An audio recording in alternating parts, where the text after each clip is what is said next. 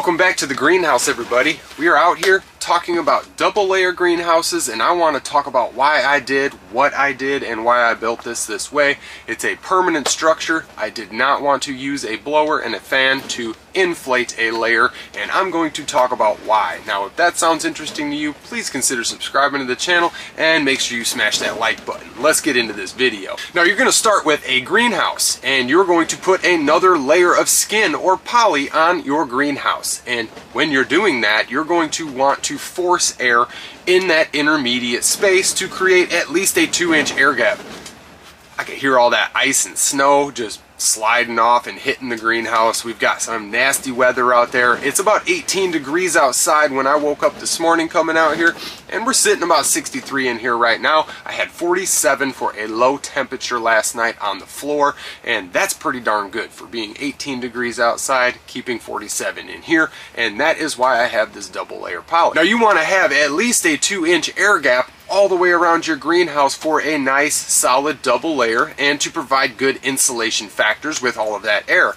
Now, where that comes into play, you're going to have to cut a hole in your first layer of poly, and you're going to have some type of bulkhead or intermediate layer where you can force that air into that intermediate gap. So you want to fill that gap with air, and you're forcing air from inside your greenhouse and blowing it all around just to fill up that space and create a small bubble around your greenhouse. So breaking this down, the blower you're going to require to at least fill that airspace or that intermediate gap is going to require at least 400 to 600 watts per hour to operate. So you're looking at 400 to 600. We're just going to go with 500 on the dot. So we're going to go with 500 as our number in between 4 and 6. So we're going to run our blower for 30 days a month, requiring 720 hours of runtime in 1 month. So at 500 watts per hour, you're using about 360,000 watts in 1 month, or about 360 kilowatts per 1 month just to operate and insulate that greenhouse. Now, with an average of 18 cents per kilowatt across the country, some are higher, some are lower, we're about 17.5 cents. So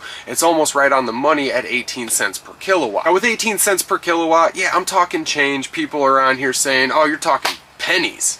Yeah, those pennies add up, man, especially when you're a penny pincher. So using that blower for 720 hours per month is going to require about $65 worth of electricity. Those 360 kilowatts are going to cost you about $65. Just electric. No delivery, no taxes. So let's take that over a 6-month period. Got $65 we're spending per month times 6 months is going to equal $390, I believe.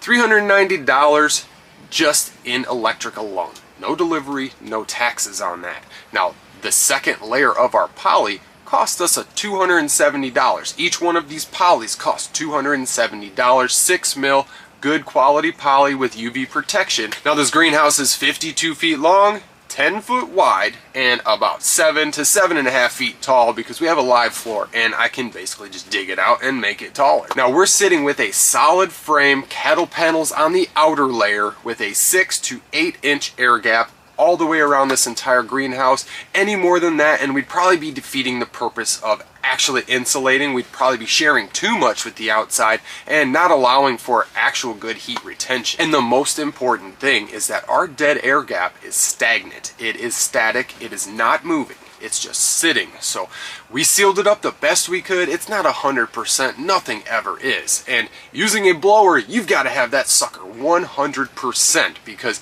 you've got to pump that up like a balloon. So with a balloon, if you have leaks, it's going to slowly deflate. And if you're in a winter situation and you've got snow, ice, all that crap coming, and wind and cold are going to rip your poly to shreds if it is not constantly blown up. If you have a power outage, if you have any type of failure or any stick falls and pokes, you don't have any type of buffer to protect that poly. So taking into account the brutal winter weather, those temperatures, the snow, the ice, the wind, taking all of that into account, I wouldn't want to have, and I didn't want to have, a soft layer, just poly on the outside protecting this thing. I wanted a nice solid frame and cattle panels for my poly to sit on, so it doesn't have all of that wave and it doesn't have any give. So thinking about it like this, having the outer shell and the poly directly on top of it, it doesn't allow it to falter or blow around or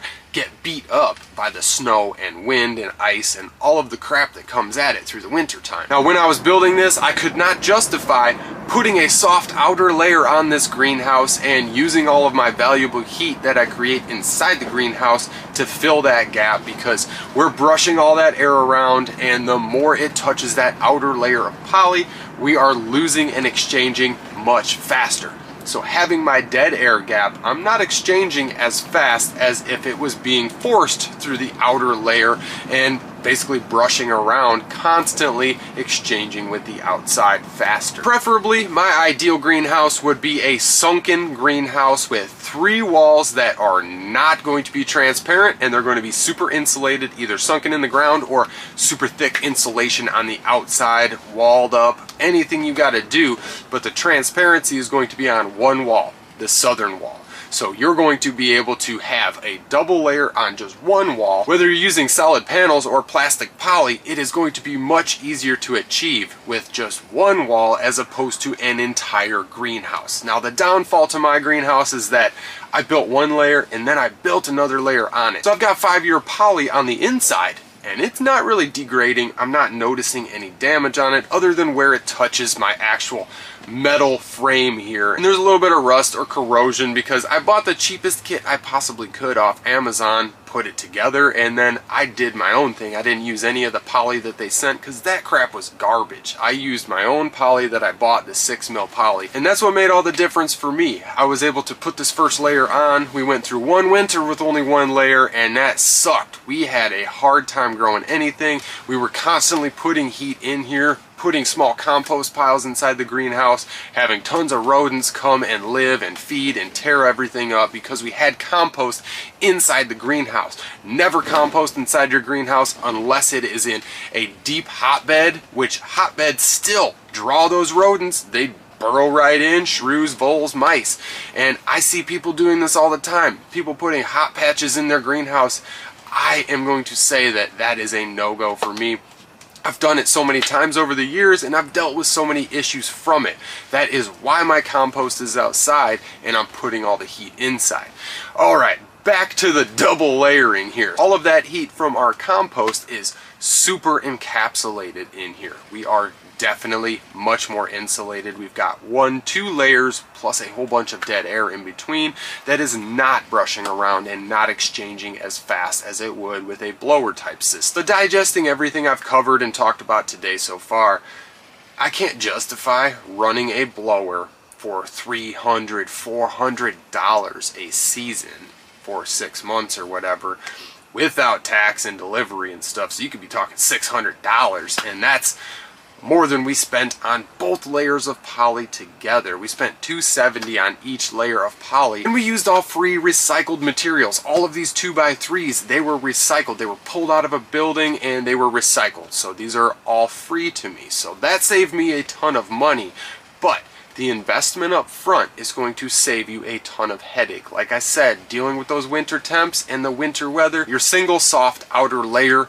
might not survive even one winter being whipped around in that wind. We had 50, 60 mile an hour wind, -48, -50 temperatures. That is absolutely insane. At those temperatures, your poly does not want to give. It is just going to rip and tear. So having that solid outer shell is the way I went. We just built ourselves a nice winter bunker of a greenhouse. The only downfall is that it took a lot of work to achieve it, and when I take it apart, I'm going to just replace the outer layer of poly. I really don't have to replace the inner layer. It doesn't get the UV rays because the outer layer protects it. It doesn't see the weather because the outer layer protects it. So that being said, I can only justify using a solid frame for an outer layer, having a dead air gap, and not forcing your valuable heat from inside outside. Now, if anybody's got any questions on anything I covered today, I really appreciate everybody and all of their feedback. It's pretty interesting to be able to see people from across the globe and how they do things, their thought process, and all of the questions and concerns and ideas that come with that. So I'd like to take a second to thank everybody for watching all of these videos and for you guys taking your own time to comment and suggest ideas. We are always working together, and I'm always trying to progress and share the cheapest, easiest, best, most efficient ways to heat your greenhouse.